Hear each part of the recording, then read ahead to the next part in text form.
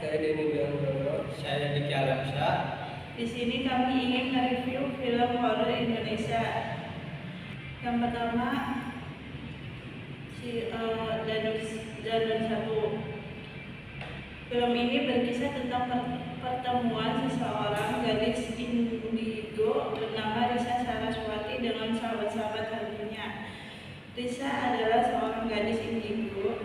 Dia memiliki kemampuan untuk melihat makhluk gaib. Sejak kecil, Risa merasa kesepian, akhirnya bekerja di luar negeri dan hanya berkunjung setiap 6 bulan sekali. Sementara ibunya Eli sibuk bekerja sebagai seorang guru.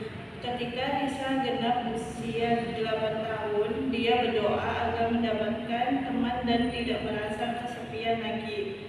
Namun tak disangka 3 bocah laki-laki sebayanya bernama Jason, Peter, dan William hadir secara tiba-tiba. Anehnya, hanya Risa yang dapat melihat mereka. Ketiganya akhirnya memberitahu Risa bahwa mereka adalah hantu yang meninggal pada zaman penjajahan Jepang di Hindia Belanda. Sejak itulah Eli sering melihat anaknya tertawa sendiri dan seolah-olah sedang bermain dengan banyak temannya. Terus mereka aneh. Eli kemudian memanggil Asep, seseorang dukun yang juga indigo. Dia menjelaskan bahwa Risa dapat melihat makhluk gaib karena dia dapat mencium bau danur atau mayat. Asep kemudian memperlihatkan wujud asli Jason, Peter, dan William kepada Risa untuk menakutinya sehingga dia lupa akan kemampuan melihat dan menjauhi mereka.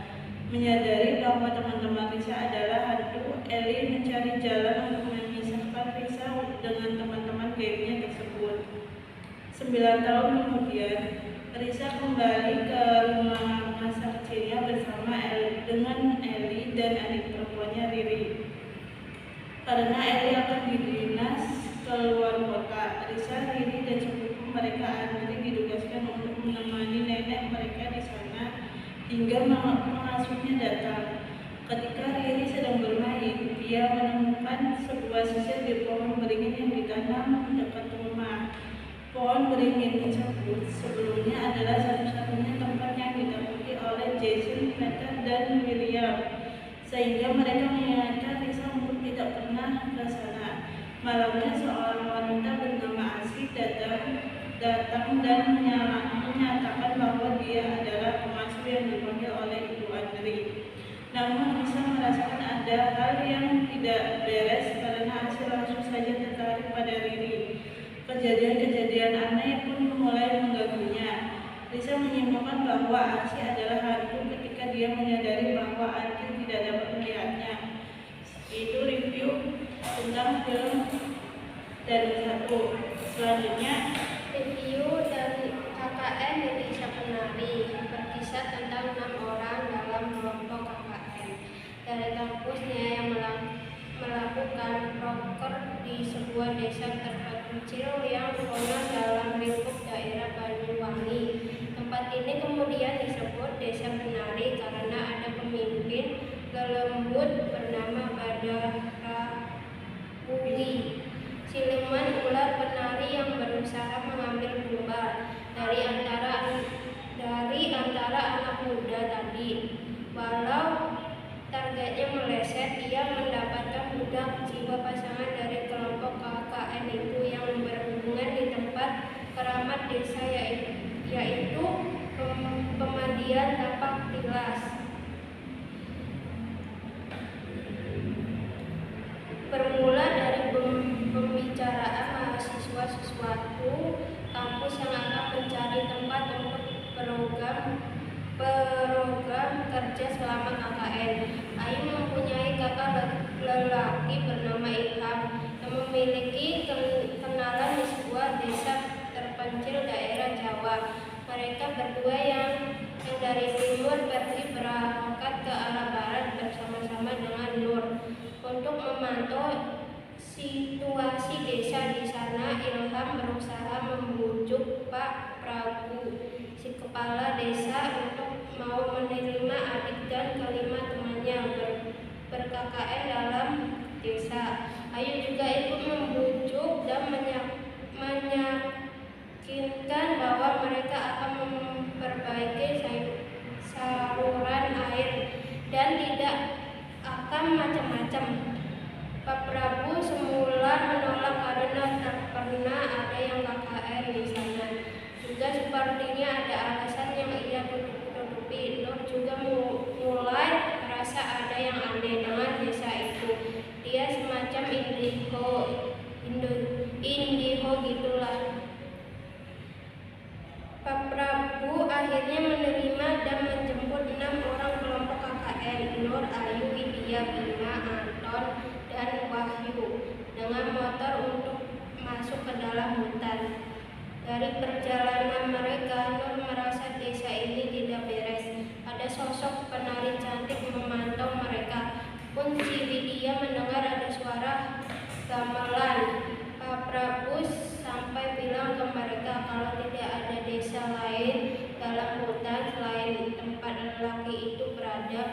Pak Prabu memberikan tempat di rumah warga untuk mereka tinggali sementara. Tidak ada listrik, apalagi hiburan seperti TV di sana.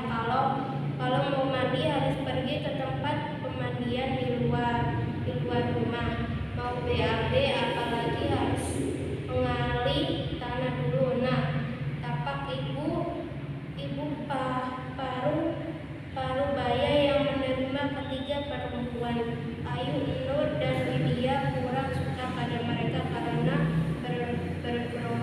bergosip soal desa, dan si Ayu juga pakai baju agak seksi. Si ibu memperingatkan mereka untuk jaga sikap dan jaga pakaian yang sopan. Ayu kemudian berbagi mereka masing-masing 2 orang dalam kelompok kecil. Dia ini bertingkah kayak kepala kelompok aja, mungkin karena dia sangat berperan dalam menemukan desa kali. Nur agak heran dan Ayu nanya, apa Bima sudah punya pacar? Dari situlah Nur langsung tahu kalau si Ayu sengaja. Sekian review dari KKN. Review Pengabdi Setan.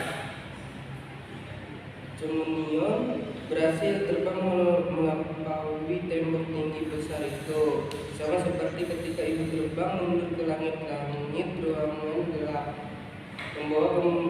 Membawa kembali pengalaman horor serupa yang pernah ada 5 tahun lalu. Sebagai penulis dan sutradara saga Pengabdi Setan era modern, Joko Anwar tahu Pris bagaimana membawa kisah teror itu ke layar lebar, mulai dari narasi cerita keseluruhan, pembabakan, permainan kamera fokus adegan, bentuk penampakan setan, hingga permainan audio untuk mempermainkan emosi juga di detak jantung penonton. Secara cerita keseluruhan, Pengabdi Setan 2 sebenarnya masih serupa dengan versi sebelumnya. Joko Anwar menggunakan dasar formula yang mirip, mulai dari kisah ini sebagai pembuka, kemudian pergolakan dalam keluarga Sunowo, teror-teror kecil, adegan-adegan sederhana yang horor, yang menoror sisipan humor untuk relasi sesaat, hingga dialog religius mengikuti hormat horor dekade 80-an, tapi punya pesan satria khas Joko Anwar di dalamnya. Pembabakan itulah yang membuat penonton Pengabdi Setan 2 yang sebagian besar pasti penontonnya pada 2017 merasakan sensasi serupa dari 5 tahun lalu. Sebuah rasa yang akrab dan membuat otak meyakini bahwa ia akan kembali menyambut horor dan adrenalin yang pernah ada. Meski masih pakai formula dasar yang sama, Joko Anwar membuat keputusan yang tepat dengan mengeksplorasi cerita dan eksekusi visual untuk Pengabdi Setan 2. Cerita pada sequel ini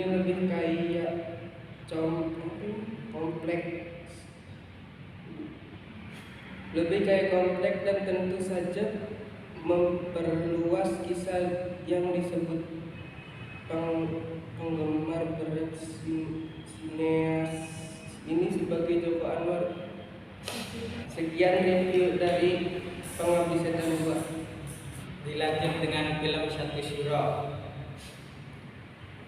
Kisah ini bermula dengan adanya seorang wanita yang bernama Lastri. Ia berada di sebuah rumah sakit dan tengah mengamuk untuk mencari anaknya. Dengan amukannya, ia membuat kacau rumah sakit, bahkan tidak segan untuk melukai perawat. Namun ketika ia mendapatkan bayinya pada suatu ruangan, maka ia akan membunuhnya dengan menggunakan gunting. Dalam sinopsis Satu Suro.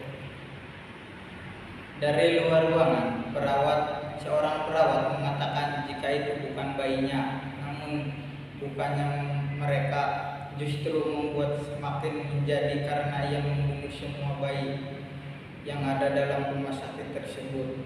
Bahkan ia membakar rumah sakit tersebut dengan semua orang yang ada. Cerita berpindah ke 15 tahun kemudian. Saat itu terlihat seorang wanita hamil besar bernama Aninda Citra Kirana. Ia pindah ke rumah yang ada di pedesaan. Ia tidak hanya sendirian, namun bersama suaminya yang bernama Bayu. Ketika mereka pindah ke rumah tersebut, mereka mulai mengalami kejadian aneh. Terutama Adinda yang sering kali mendapat mimpi buruk yang membuatnya ketakutan. Saatnya Adinda melahirkan. Dalam sinopsis Satu Suro, suatu hari Adinda mengalami kontraksi yang mendadak jika ia akan segera melahirkan bayinya. Bayi Adinda dan Bayu segera pergi ke rumah sakit terdekat. Namun dokter mengatakan jika Adinda membutuhkan waktu untuk melahirkan bayi mereka karena masih ada waktu sebelum masa persalinan tiba. Bayu memutuskan untuk kembali ke rumah untuk menyelesaikan pekerjaannya. Akan tetapi Adinda masih berada di rumah sakit dan ia mulai merasa keanehan. Keesokan harinya ketika Bayu menuju rumah sakit, ia bertemu dengan pemilik warung kopi yang memberinya informasi mengejutkan.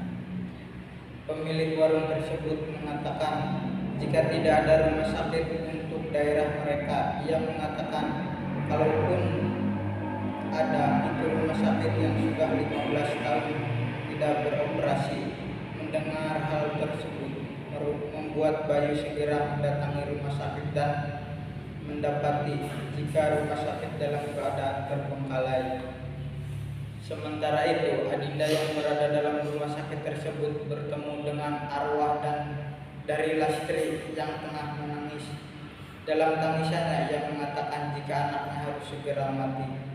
Cerita kembali ke masa lalu ketika Lastri menjadi persalinan yang juga menjadi korban dari ritual mistis tergambar dalam kisah sinopsis Satu Suro. Ia harus mengorbankan anaknya dengan cara membunuhnya karena mereka menganggap jika anak dari Lastri tersebut merupakan anak setan. Kini saatnya Adinda melahirkan anaknya dan dengan sekuat tenaga ia melindungi anaknya dari semua arwah yang ada pada bekas rumah sakit tersebut, termasuk arwah Lastri. Namun Adinda tidak sendirian, ia bersama nenek tua yang membantunya dan menyebarkan bulu untuk membuat para arwah menjadi terbakar. Usaha selamatkan bayi. Selanjutnya dalam sinopsis 1 Syuro, Lastri yang memiliki ketakutan jahat menguasai bayi. Dengan demikian, ia berusaha mengambil bayi Adinda, namun telah terlindungi oleh nenek tua tersebut. Ketika Lastri sudah kalah dengan nenek tua, dengan sekejap nenek tersebut memukul Adinda dan membuatnya pingsan. Kemudian membawa kabur bayi Adinda untuk keperluan ritualnya. Akan tetapi Bayu dan Adinda tidak tinggal diam. Mereka mengejar nenek dan memukulnya dengan kayu sampai nenek tersebut pingsan. Mereka membawa kabur bayi mereka dengan keadaan masih hidup. Sekian dari review film 1 Syuro. Jadi dari kami, mohon maaf Apabila ada kesalahan dari tentang film 4 horor Indonesia, kami akhiri. Assalamualaikum warahmatullahi wabarakatuh.